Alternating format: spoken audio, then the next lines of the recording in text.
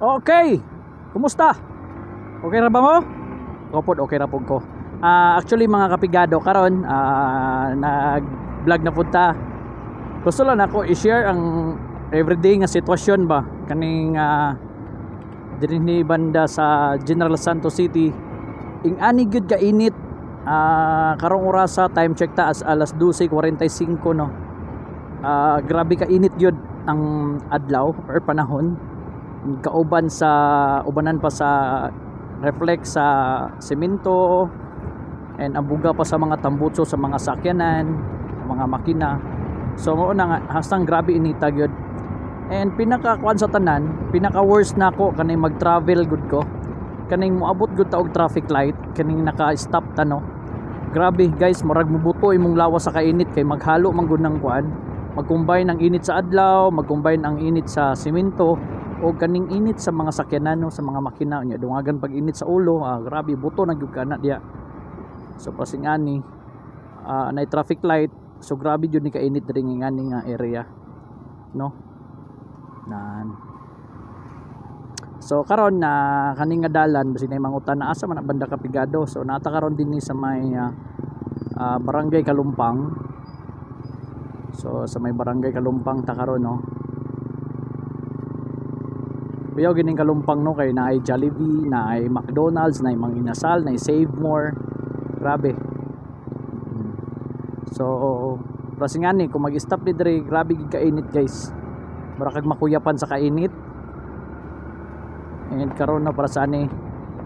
So siguro kaning mga nagamotor nga gamit yung mga motor adlaw-adlaw sa motos mga kolektor kanang mga ga delivery, mga ga deliver og mga pagkaon tanan, mga delivery man o mga layason sa kumpanya, may experience yun nila na nga ni kainit mga kapigado no. And so share lang nako ang kainit sa atong panahon. Then ang atong trabaho sa matagadlaw ang aning motor-motor nato, anong lakaw-lakaw na to, ang trabaho na to ba nga naglaglaag ta pero binayran ta, ana na siya. So enjoy lang atong trabaho bisang init kayong panahon. Na time nga marakag makulaps gud sa kainit nya haluan pa sa kauhaw. So much better nga magbalon ta mga kapigado og kanang tubig para iwas dehydration no. Kay kung mag-dehydrate man gud ka mo nay ko sa malipong ka tungod sa kulang og tubig ng atong lawas no. So natakaron din sa may approaching nata sa may barangay Tumbler. Yan. So barangay pagawas ta sa may barangay Kalumpang. So karon na video mga kapigado, ako lang i-share sa inyo moadto detag Pantalan sa Damalerio Fishing kay natay imbestigahan nga panghitabo dito sa isa ka barge connected yapon ni sa akong panrabaho.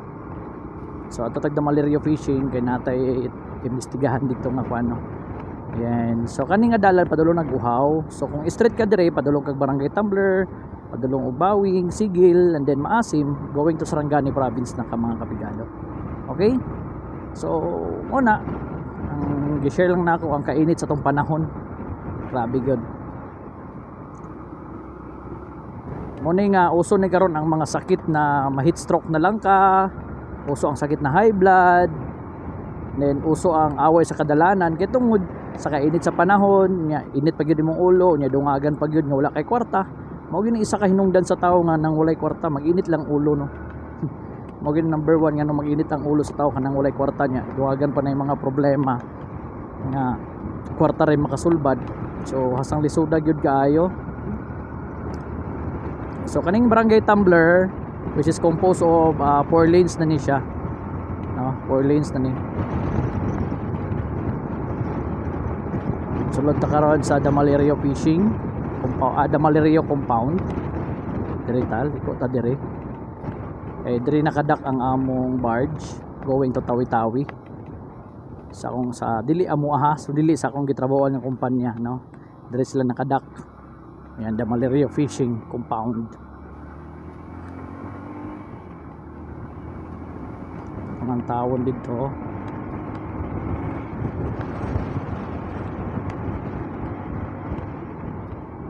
So diri pasulod sa may Damalerio Fishing Compound, rough road ni siya.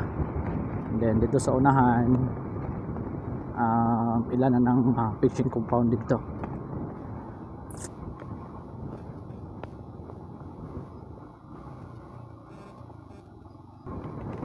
So morning na Damalerio Fishing Compound. So diri gadak ang mga barge atong lantawon dito kung sing hitabo. So dito ta parking area sa motor.